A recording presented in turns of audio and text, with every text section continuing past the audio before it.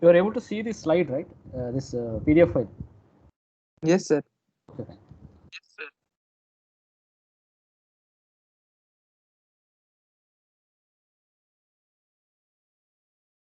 Yeah, so yesterday's class, we were discussing about the shear flow, and we solved a problem on involving shear flow in a built-up beam.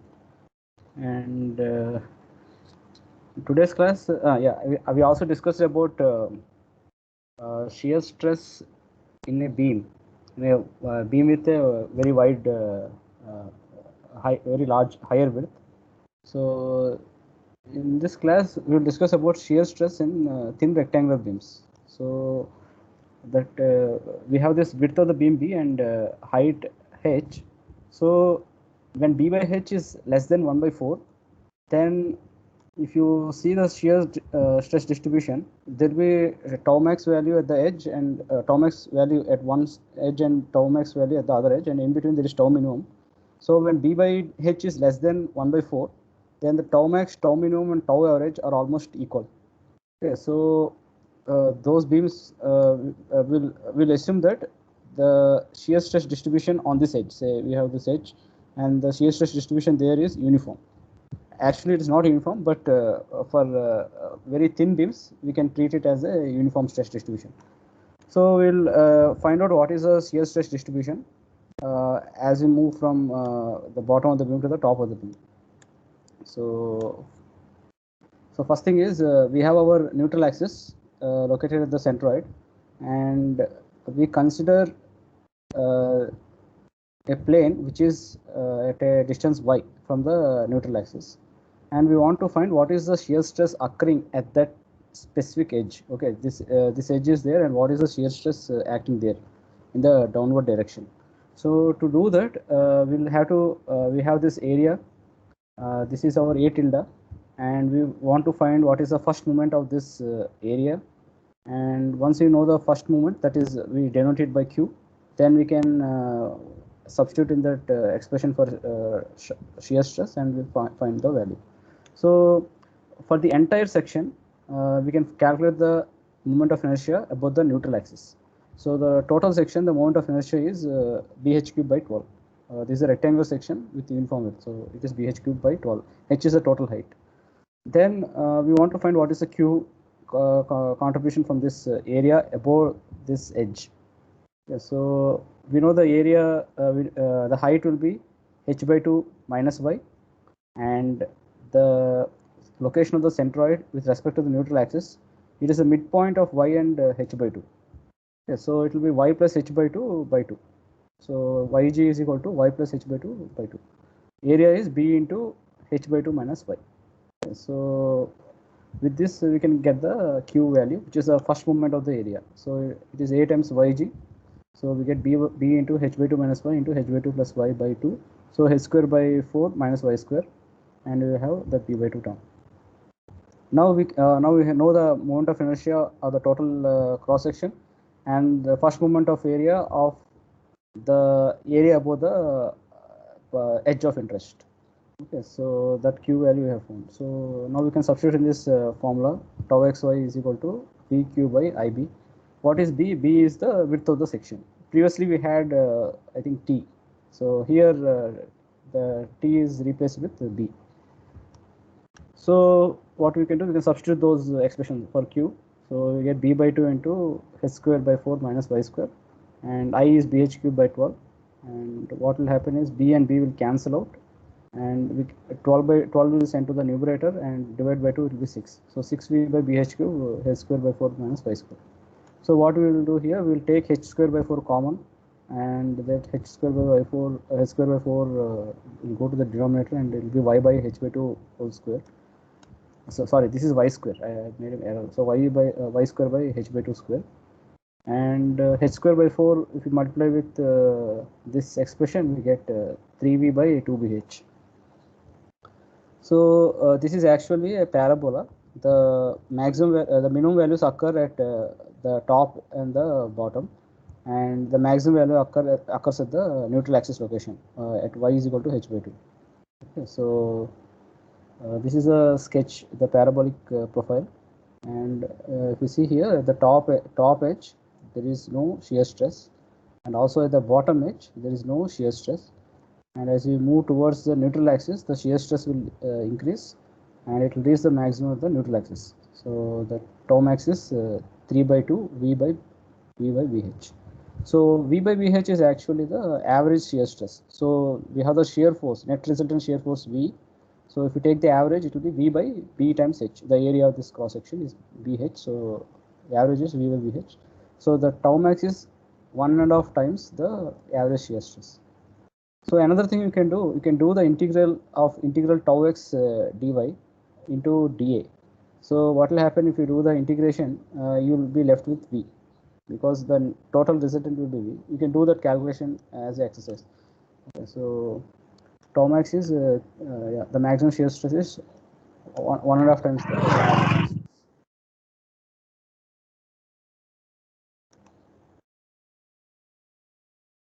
Okay, so this is regarding the shear stress distribution in the beam. What else? We can calculate the shear stress in a circular beam. Okay, so this is a transverse cross section, and the beam is a circular rod. Okay, so we are bending. We are subject. We are the beam is subject to some transverse load, and there are some shear stresses coming in this cross section. So above the neutral axis, if you find a M which is on the boundary, so on the boundary there is no normal stress. Okay, so there will be only shear stress, and the shear stress will be acting in the tangential direction. If you say normal stress will be in the radial direction, because it is a free surface. There is no normal stress, and we have only shear stress. But as you move to, so the direction is not exactly vertical in this circular cross section. Direction of shear is not vertical. That means tau xy, we have some tau xy value, and probably some tau, I think tau xg also is there, right? Yeah, tau xy and tau xg. Tau xg is not 0 anymore. So and at the neutral axis, the shear stress will be in the vertical direction. So we can find what is the shear stress at this edge by using that formula for shear flow. So what we will do, we will calculate the moment of inertia of this circular cross section about the neutral axis. So to do that, first we will calculate the polar moment of inertia. So polar moment of inertia means the moment of inertia of the circular area about the z-axis. About the x-axis. So that will be the polar moment of inertia, and then we use perpendicular axis theorem, which will give the summation of ix and iy is equal to iz and iy is equal to ix. So I neutral axis will be half of that polar moment of inertia. So here we calculate the polar moment of inertia J naught. So we have to do a integral, and r square dA. dA here in polar coordinates will be r d theta dr. So integral limits will be 0 to 2 pi, and radius theta limits will be 0 to 2 pi, and r limits will be 0 to capital R. So r cube dr we will have, and if you integrate it, we will get r power 4 by 4. So that is what we have, and d theta integrate from 0 to 2 pi, we will have 2 pi. So finally we'll take half of this value. So pi r power 4 by 2 will be pi r power 4 by 4. So moment of inertia of this circular cross section about the neutral axis is pi r power 4 by 4. Now we want to find the shear stress at this edge. So we assume that the shear stress distribution is uniform, and we are actually calculating the tau average. So tau average along the edge, not over the entire cross section. Tau average only along the edge. So we take that semicircular area. So the width of this section now, width will be b. B is twice the radius, or the diameter. It is equal to the diameter. Now for this semicircular area, we'll find the centroid location, and the centroid lies at 4r by 3 pi. And area of this semicircle is pi r square by 2. Yg is 4r by 3 pi. So from this we can get the q value for this semicircular area. So a times yg, pi r square by 2 into 4r by 3 pi. So pi and pi will cancel out. We will be left with 2r cube by 3. So we have found the I of the entire cross section, and Q for the for this edge. So we have to consider area above the edge. So we have found that Q value. and now we can substitute in the expression for shear stress. So shear stress at neutral axis will be VQ by IB. B will be 2R. So V into 2R cube by 3 by pi r power 4 by 4 into B. So what will happen? We can send 4. What will happen here? Did I make a mistake?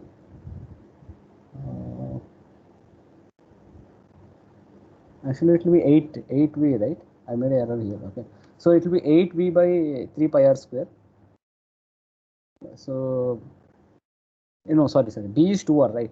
So 2 and 2 will cancel out, and it will be 4V by 3 pi r square. So pi r square is the area of the circle.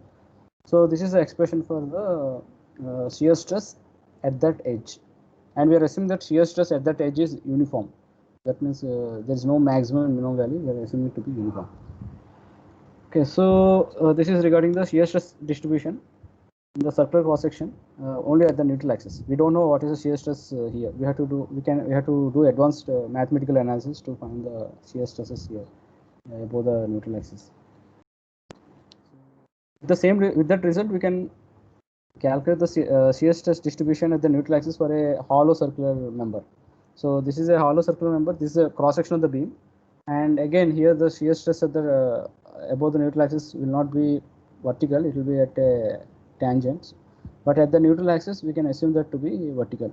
So we can find the moment of inertia of this circular cross section above the neutral axis. So we can take the outer area minus the inner area. So the neutral I about neutral axis will be pi by 4 r2 power 4 minus r1 power 4. And we can cut the we can look at that semicircular area, and we can find the q for that semicircular area. So it will be total semicircle minus inner semicircle, outer semicircle minus inner semicircle. So we'll get 2 by 3 r2 cube minus r1 cube. That is the q value. What is the b value? B value will be this length plus this length. Okay, so total diameter is 2r2 and inner diameter is 2r1. Outer diameter is 2r2 and inner diameter is 2r1. So the difference will be 2 into r2 minus r1. So that will be the value for b. So once we know the b value, we can substitute in the expression for shear stress, Pq by AB. So Q is 2 by 3 R2 cube minus R1 cube, and B is 2 R2 minus R1. I is pi by 4 R2 power 4 minus R1 power 4. So what we'll do, we can take R2 minus R1 common. We will get R1 square plus R2 square plus R1 R2. And here R2 square minus R1 square, you can take it out, and we are left with R1 square plus R2 square. So 2 and 2 will cancel out. We will be left with 4V by 3 pi. So this is the expression for shear stress for this hollow circular member at this edge and at this edge. So that shear stress we are calculating only at that neutral axis location. So we can do one more example. This is a I section beam. So I section will have flanges. This top part and this bottom part, these are called flanges, and this vertical part is called the web. So this I section is subjected to some distributed load or some point load like that. So we want to find what is the shear stress coming in this I section. So first thing is we'll have the tau xy values. So those are given by this blue color arrows. Those are the vertical shear, and we also have horizontal means tau xg values here. So that is the horizontal shear. So tau xg will be in this direction along the z direction. So on the top flange, these are acting towards the plane of symmetry, and at the bottom flange, they are acting away from the shear. Horizontal shear is acting away from the plane of symmetry. Why it is acting away from the plane and towards the plane? I have not thought about it, but if I find the answer, I will tell you. Okay, so what more is given? What more we can get is that in the flange, we have both vertical shear and horizontal shear, and the horizontal shear is very high compared to the vertical shear. Again, there is some mathematical derivations are there. Probably basing on that, they're giving this statement that horizontal shear is very high compared to vertical shear. And in the web section, there is only vertical shear. And what we'll come to know is that the vertical shear in the web is very high compared to the vertical shear in the flange. We'll in next few slides we can support this statement. The shear stress in the web is very high compared to the shear stress in the flange. So let's do the analysis for the shear stress distribution in the web. So we are interested only in this part. okay, in the web part. And flange is easy. So just look at the web part and do the analysis. So the height of the web is total height is h1. The thickness is given by bw, and for the flange the width is given as bf. B is the width and f represents the flange. Tf is the thickness of the flange, and it is a symmetric I-beam. So the top flange and the bottom flange have same area and same dimensions and same distance from the neutral axis. Okay, so the total height of this beam, height of this depth of the beam is h, small h. Okay, so the neutral axis will lie exactly at the center. It will divide this beam I section into two symmetric parts. So what we can do, we can calculate what is TF from, we can find a relation between TF and H and H1. So H by 2 minus H1 by 2 will be TF. That is the thickness of the fan. We can find the moment of inertia of the total area. So what we will do, we will consider the outer rectangle with BEF and total depth H, and then from that moment of inertia of the outer rectangle we can subtract the moment of inertia of these side rectangles, this rectangle and this rectangle. So the side rectangles total width will be BF minus BW, and the height of the side rectangles is H1. So the moment of inertia of the side section will be BF H cube by 12 minus BF minus BW H1 cube by 12. So because it is symmetric about the neutral axis, we are able to apply this formula. Then we will do the analysis for the shear stress in the web. So we are interested in the shear stress at this edge. So the edge is located at a distance of y1 from the neutral axis. So what is the shear stress coming on this edge? Tau xy. That is our quantity of interest. So what we'll do, above the edge we'll have this T area, T section. Okay, so we'll divide the T section into two parts, the flange part and the web part. So we'll have to find the Q value for the flange part and Q value for this web part. So Q value for the flange, how to calculate? We'll first find the area of the flange, and then we'll locate the centroid of the flange, and distance of the centroid from the neutral axis we'll calculate, and that will be the YGF, and we multiply area of the flange times YGF, we'll get the Q value. So first let's calculate area of the flange. Area of the flange is breadth into the depth, so BF into TF. So TF we can replace with H minus H1 by 2. Similarly, the centroid is centroid distance from the neutral axis is YGF, and what we have is we can take it as midpoint of this and this coordinate. So the top coordinate is h by 2 and this coordinate is h1 by 2. So you can take the average h by 2 plus h1 by 2 by 2. So you'll get h plus h1 by 4. Or you can express this in terms of TF. So it will be h by 2 minus TF by 2. So there is another way. Both are same, h by 2 minus TF by 2 or h plus h1 by 4. Both are equal. So with this we can get the QF value, which is AF into YGF. So BFTF by 2. BFTF into h minus TF by 2, or you can multiply BF into h minus h1 into h plus h1 by 4. So in that case we'll get BF by 8 into h square minus h1 square. So here we are writing either in terms of TF or we can write in terms of h1. So it is depending on the problem. So we have found this QF corresponding to the flange. Now we will have to find the Q corresponding to the web portion, which is above this edge. Okay, above this edge, what is the contribution of the web portion? So again, what is the depth of this part of the web? It is h by 2 minus y1. So the area of the web will be BW into h by 2 minus y1. And what is the location of the centroid of this part, this web, this portion? So it will be again midpoint of this and this point. So it will be y1 plus h1 by 2 by 2. So h1 by 2 plus y1 by 2. So we got AW and YGW. We can calculate the QW. So we multiply these two terms. So B by W by 2 into h1 squared by 4 minus y1 squared. So this term BW h1 are constant. Only thing is y1 will be varying. Suppose you are interested in shear stress at this section at a distance of y1. So we'll use that corresponding y1. Suppose you are interested in shear stress at the top of the web. So there y1 will be h by 2. So when you say y1 is h by 2, then you'll get qw will be 0. And if you want shear stress distribution at the neutral axis, then y1 will be 0. Okay, so then we'll have q web as bw by 2 into h1 square by 4. Okay, so we are looking at that intermediate position. So we'll add up q of the flange and q of the web. So the contribution of this area and this area, and we'll get the sum. So qf plus qw for y1 is bf tf by 2 into h1 tf plus bw by 2 into h1 square by 4 minus y1 square. Or you can express it in terms of h1. So it will be bf by 8 into h square minus h1 square plus bw by 2 h1 square minus 4 y1 square. Or this term is same. It doesn't matter. So as I said, if you have y1 is equal to 0, we will get q corresponding to the neutral axis.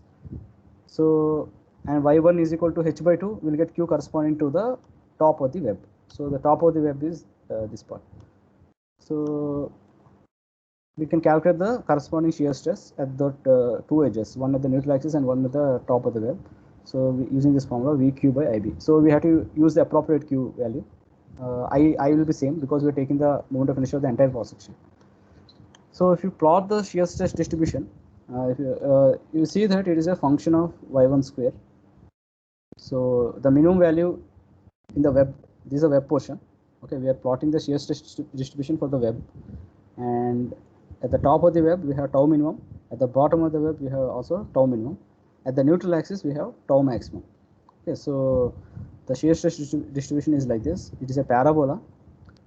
At the top edge it is tau minimum, bottom edge is tau minimum, and the center, which is at the neutral axis, it will be tau max. So this is the shear stress distribution in the web. Okay, so what we can do, we can calculate what is the tau minimum, tau maximum. So as I said, we just have to substitute y1 is equal to 0 for the tau max and y1 is equal to h by 2 for the tau minimum. So if you substitute y1 is equal to h by 2, what is happening is q web is disappearing. Okay, that means if y1 is equal to h by 2, means we are considering only the flange area. Q web contribution will be 0. Okay, so in that case what will happen, the tau minimum will be simply q value will be replaced with q flange. Okay, vqf by I bw. Bw is the thickness of the web. And if you want to calculate tau max, we have to calculate qf plus qw for y1 is 0. So y1 is 0, we will get the maximum value of q. Okay, so that is what is being shown here. So at the neutral axis, and if you substitute y1 is h by 2, we are considering only the flange portion. So we have tau minimum is vqf by ivw. And if you are considering tau max, y1 is 0, so we are considering this flange and this web part. And we just have to substitute y1 is 0 and we get the contribution from flange. So this is the parabolic stress distribution, and at the top of the web, bottom of the web, and the neutral axis. We can calculate what is the shear which is taken by this web portion. So how do you calculate the shear taken by this web? So what will happen is when you apply the total V, part of the shear will be taken by the web and part of the shear will be taken by the flange portion. Okay, so what is the shear which is taken by the flange by the web? So to do that, we have to integrate this over this entire cross section. So to do the integration, what we will do is we will take the width is bw and depth is h1. So we have to divide this into two portions, portion 1 and portion 2. So the rectangular portion, the contribution to the shear will be tau minimum. So this width times the height h1 into that depth into that width of the member. So it will be tau minimum h1 bw. And for a parabola, what is the area of this? It will be 2 by 3 altitude times the base. So altitude length is tau max minus tau minimum and base length is h1. So 2 by 3 tau max minus tau minimum h1 times that is the area, that is this entire area times bw. So what we will do, we can take bw h1 by 3 common, and what we have is tau max minus 2 tau max minus 2 tau minimum plus 3 tau minimum. We will get 2 tau max plus tau minimum. So this is the contribution of the shear to the web. So the web will take this much this much shear. VW H1 by 3, 2 tau max plus tau minimum. So usually for beams which are used in construction, this shear, the web shear taken by the web is around 90 to 98% of the total shear. So the flange will take very less shear compared to the web. So we'll do that in another next example. We'll just put some numbers and see what is the what are the values. So for designers, what they will do, they will take this, just simply calculate the average shear stress in the web, and that they will be uh, treating it as the shear stress. So tau average is V by BW H1. So the depth is H1 and width of the web is BW. So they're just calculating the average, and this value is around less than it is a little less than 10% of the, means it is around 90% of tau max, this value. So again, when we solve the problem, we can see the numbers. So this is regarding the shear stress distribution in the web portion. What will happen in the flange? So there will be a jump from tau minimum. There will be a jump downward, and from there will be again a parabola. So we'll again see through that example what will happen in the flange. In this example, so I'll just take a break and I'll come back.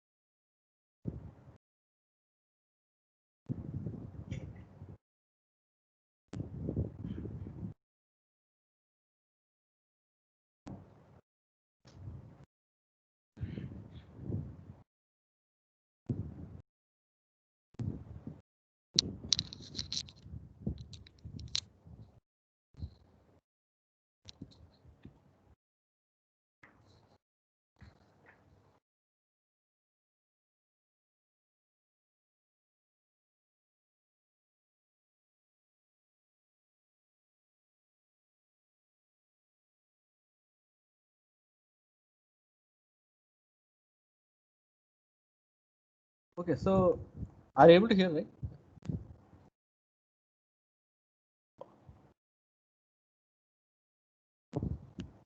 Yes, sir. Okay, okay. So we'll solve this example.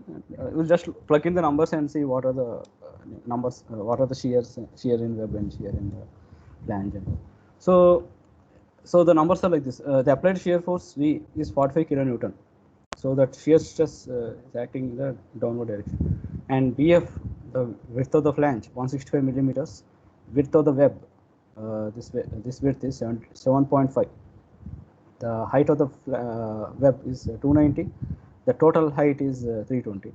So we can find the neutral axis. It will be lying at h1 by 2 and h by 2, and this length is h1 by 2 and that length is h by 2. So we can get the TF value, which is h by 2 minus h1 by 2, which is 15. So we are asked to find what is the we'll just plot the shear stress distribution in the cross section, in this cross section. So first thing is we can calculate the I of the entire I section, total area. So how do you find? You take the outer rectangle and you subtract those two smaller rectangles. So the moment of inertia of the outer rectangle is Bf h cube by 12. So 165 into 320 cube by 12. And the two inner rectangles will contribute moment of inertia. So with a of this much value, Bf minus Bw h1 cube by 12.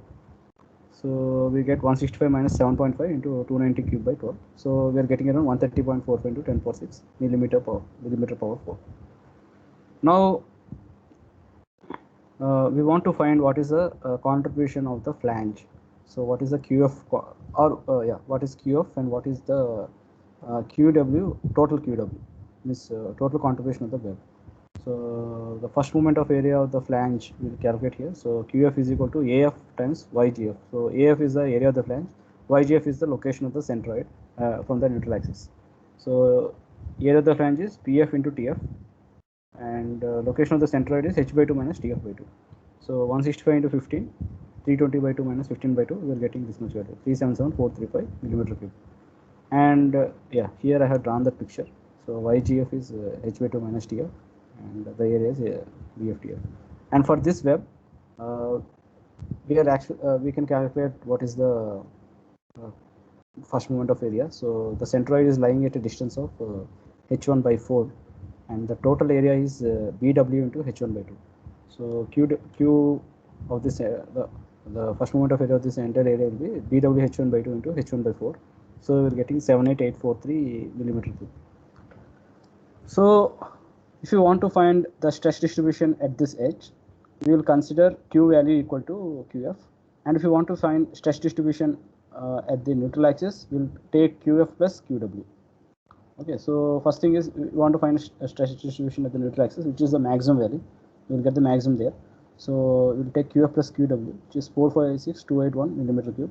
So tau max will be BQ by IB, IBW. So Q will be QF plus QW. So substitute V is 45 kilonewton. So we write in terms of Newton, 45 into 10 power 3 Newton, and QW 456,281 millimeter cube, and I is 130.45 into 10 power 6, and BW 7.5 millimeter. So we're getting 20.986 Newton per millimeter square, or 21 megapascal.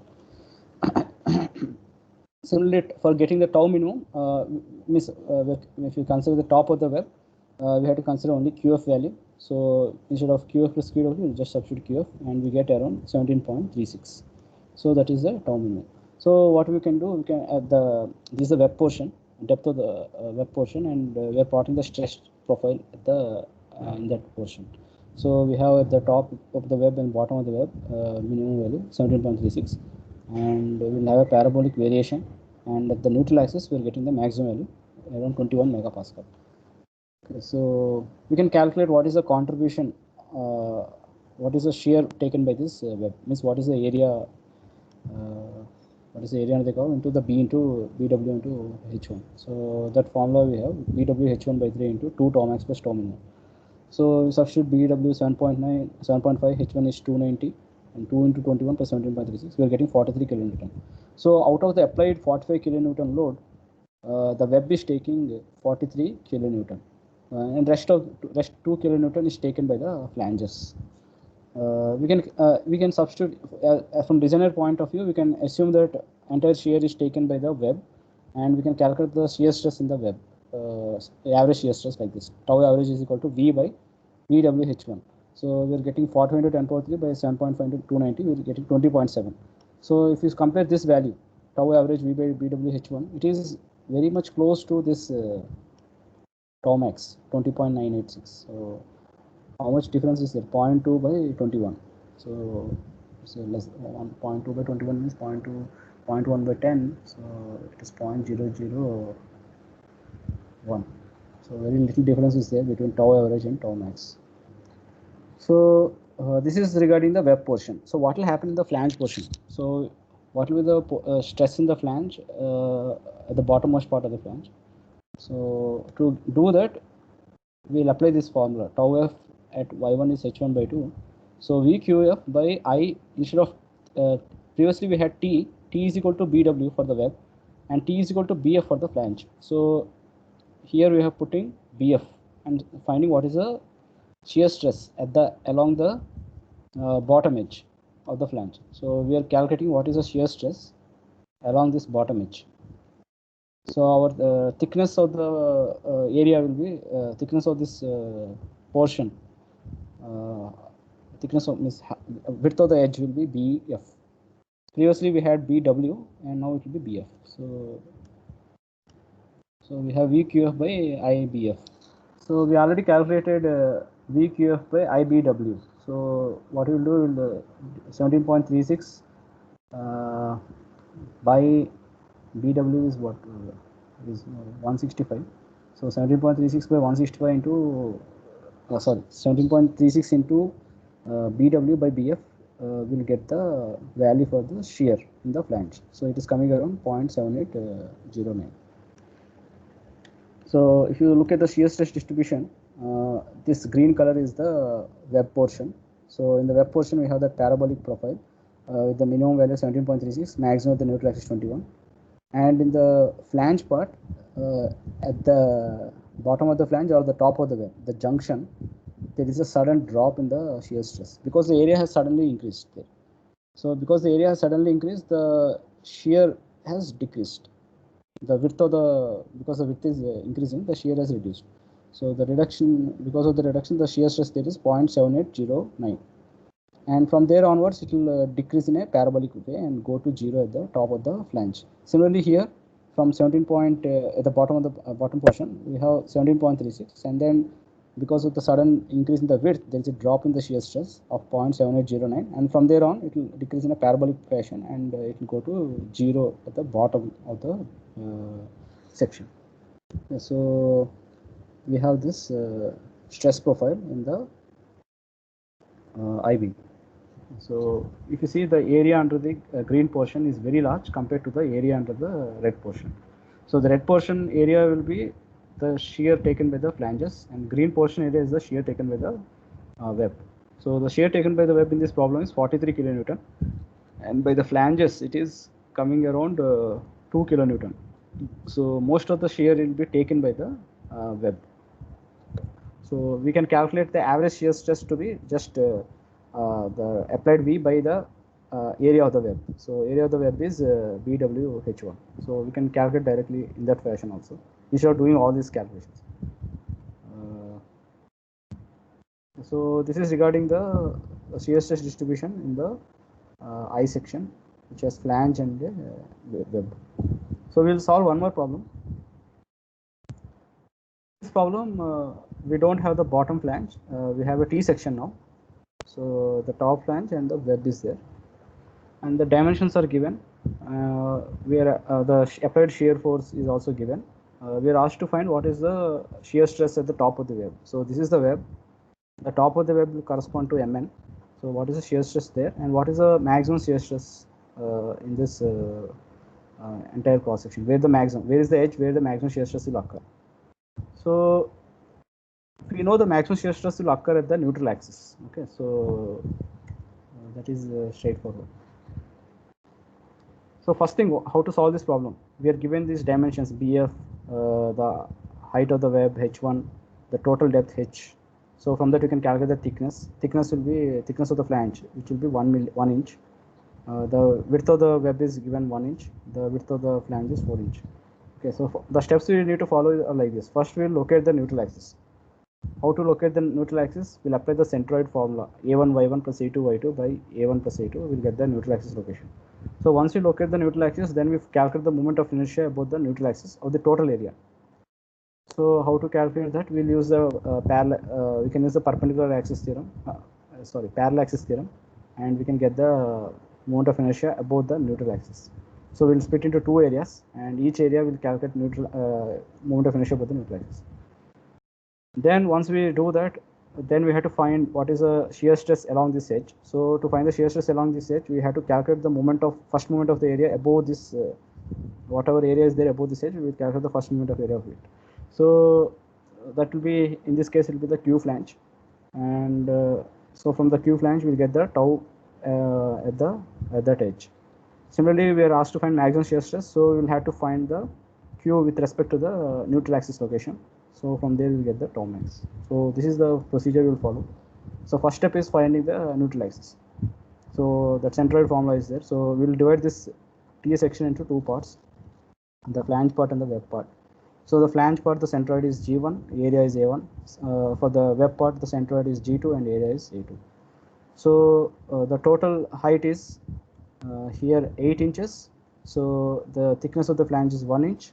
So the centroid will lie at 8 minus 0.5, which is 7.5 inch.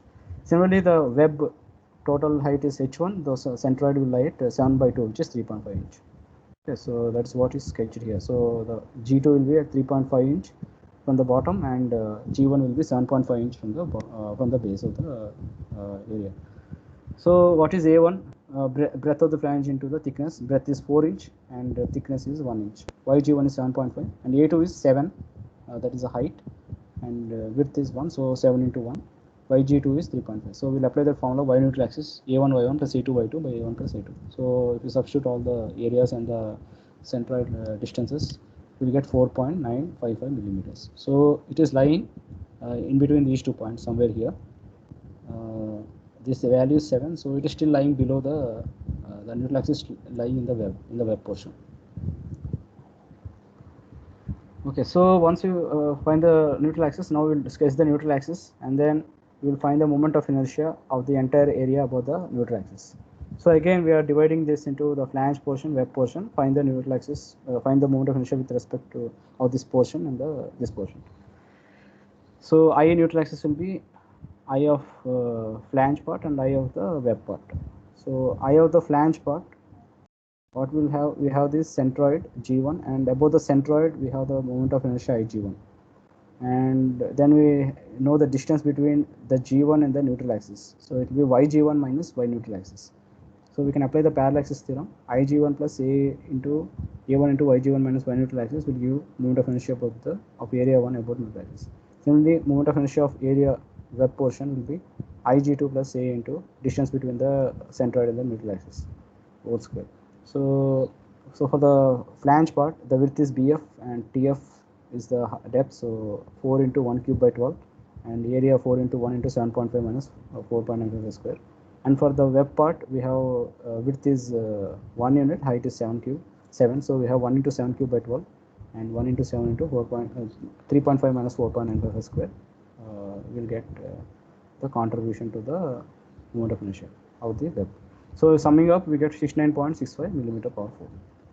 Okay, so there is another way to do this, which is a clever way. So what is that clever way? We take the total rectangle, outer rectangle, and then we will subtract the inner rectangle about the base. So total moment of inertia of the outer rectangle about the base is Bf cube into H cube by 12, H cube by 3.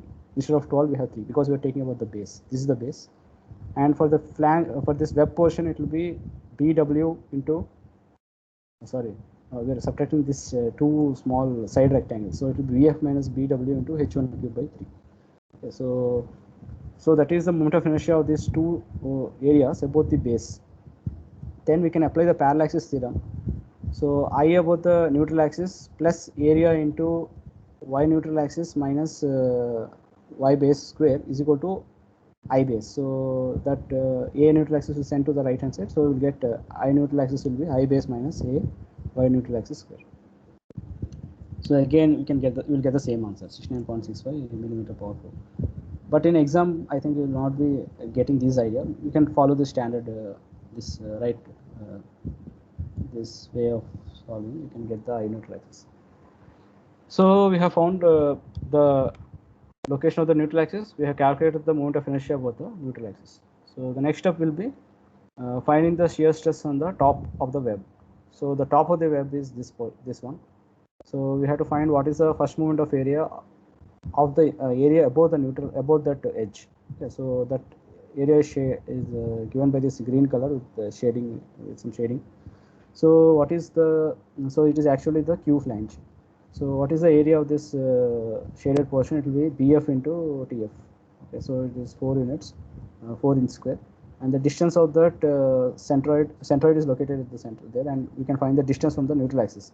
So distance from the neutral axis is Y neutral axis minus, actually it is YGF1 minus Y neutral axis. So it will be 7.5. So this distance is 7.5 from 7.5 from the base, and the Y neutral axis is 4.955 from the base. So the difference is 2.545. So the contribution of the first moment of area of this portion is QF, which is AFYF. So we're getting around 10.18 inch cube. Okay, so once you calculate QF value, we can calculate the shear stress on that edge. So it will be VQF by IBW. Because we are interested in the shear stress in the web, so we have to divide by BW. If you are interested in the flange portion, then you have to divide by LPF. So here we keep BW. So applied shear is 10,000 pounds into 10.18 inch cube by 16.65 into 1 inch. So we are getting 1460 pound per inch square. So that is the shear stress on this top of the web. Okay, so yesterday I was discussing about the shears, the contribution of these. There are two ways to calculate the QF. You can calculate the moment of inertia of this green color portion. You can calculate the first moment of area of this green color portion above the neutral axis, or you can calculate the first moment of inertia, first moment of area of this red color portion above the neutral axis. So let's do the second way. So we're calculating the this red color portion, that area below the edge, and what is the moment, first moment of this area below the edge with respect to the neutral axis. So what is that calculation we are showing here? So that is area of the web. So this portion will be the area of the web. So it will be 1 into 7 units, and distance of the centroid from the neutral axis. So the centroid here is at 3.5, the neutral axis is at 4.955. So the difference we are taking, so 4.955 minus 3.5. So if you do the calculation, again you are getting 10.18 inch power 4. That means moment of inertia of this portion is same as moment of inertia. The first moment of area of this portion is same as first moment of area of this portion. Okay. Why it is same? Because if you do the calculation for the horizontal shear force at that edge, it will be in the rightward direction, and for the bottom portion it will be in the leftward direction, bottom surface. Okay, so both have to balance out, and yeah. Now we'll calculate the maximum moment of inertia, maximum shear. So to maximum shear will occur at the edge corresponding to the neutral axis. So here y1 will be 0, and we'll have two areas. We have to find the first moment of these two areas about the neutral axis. So the first, the top area we have already done, it is QF, and for this part of the web, we can do the calculation here. So the height of this portion will be h1 minus y neutral axis. So it will be 7 minus 4.955. So the area will be BW into h1 minus y neutral axis, and the location of the centroid of this area with respect to the neutral axis will be h1 minus y neutral axis by 2. So here we are getting 1 into 7.4955 into 7.4955 by 2. So we can add up that QF plus the area moment correspond to the second area. So we're getting around 12.28 inch cube. Okay, so this is one way. Or we can, what we can do, we can consider the bottom portion, red portion, and then find the first moment of area of this red portion. So area of this red portion is BW into y neutral axis, and distance of the centroid from the neutral axis will be y neutral axis by 2. So we have Q about neutral axis for the red portion will be BW y neutral axis into y neutral axis by 2. Okay, so we can substitute the numbers, and we are getting again same value, 12.28 inch cube. Okay, so the moment of inertia of this, the first moment of area of these two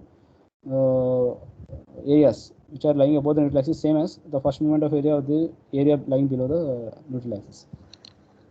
Okay, so either way we can calculate it, and then we can substitute for tau shear stress, and we get PQ by I BW. So we just plug in the numbers, and we are getting around 1760 pound per inch square. So that is the maximum shear stress occurring here.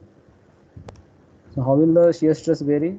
Here it will be 0, then it will vary in a parabolic profile, and here it will go to the maximum, and from the maximum value it will keep decreasing and reach the top of the web. At the top of the web there will be a jump downward, and then it will go again in a parabolic profile and go to 0.